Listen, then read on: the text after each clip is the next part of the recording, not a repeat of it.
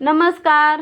नाते आपुलकीचे या मराठी यूट्यूब चॅनलवरती मी मनीषा पुन्हा एकदा आपणा सर्वांचे स्वागत करते.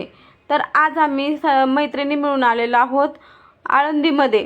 तर आळंदीत आल्यानंतर लगेच आम्ही हातपाय धुवून घेतले आणि सर्वांनी गंध लावून घेतला. कारण आळंदीमध्ये आलं की वारकरी गंध लावल्याशिवाय वारकरी असल्यासारखं दिसतच नाही आहे. तर म्हणलं आता 29 जूनला ज्ञानेश्वर महाराजांची पालखी वारीसाठी आळंदी होऊन पंढरपूरपर्यंत निघणार आहे. त्यासाठी आधीपासूनच इथे लोकांनी गर्दी केलेली आहे. तर आपण बघू शकता पुढे. चला तर मग बघूया. इंद्रायणी काठी इंद्रायणी काठी इंद्रायणी काठी देवाची आळंदी लागली समाधी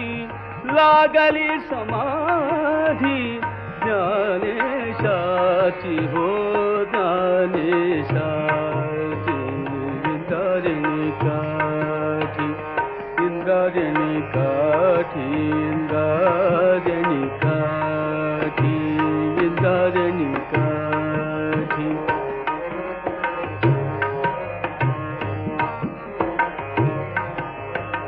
ज्ञानी अंतरादा भोगतो राणीवर ज्ञानी अंतरादा ज्ञानी अंतरादा ज्ञानी अंतरादा ज्ञानी अंतरादा ज्ञानी अंतरादा भोगतो राणीवर नातती वैष्णव नातती वैष्णव वैष्णव नातती वैष्णव नातती वैष्णव नातती वैष्णव नातती वैष्णव नातती वैष्णव नातती वैष्णव मागे पुढे इंद्रायणी काठी.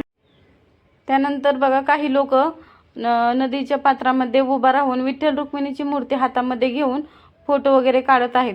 तर मंदिरामध्ये आल्यानंतर तिथं तर खूपच गर्दी आहे. वरती पाहू शकता आपण महाराजांच्या म्हणजे ज्ञानेश्वर महाराजांच्या समाधीपाशी जाऊन दर्शन घ्यायला खूप लांब अशी रांग आहे, दर्शन रांग. तर मग आम्ही थोड्या वेळ थांबून म्हणजे सिद्धेश्वर महाराजांच्या मंदिरात तरी जाऊन आपण दर्शन घेऊन येऊया.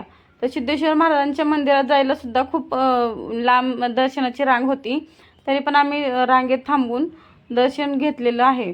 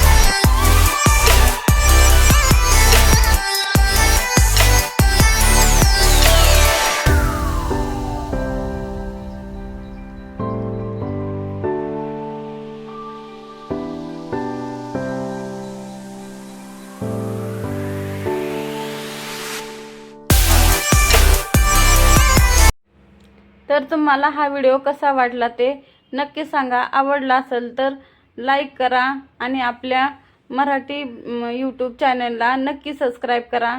Thank you for watching. बाय.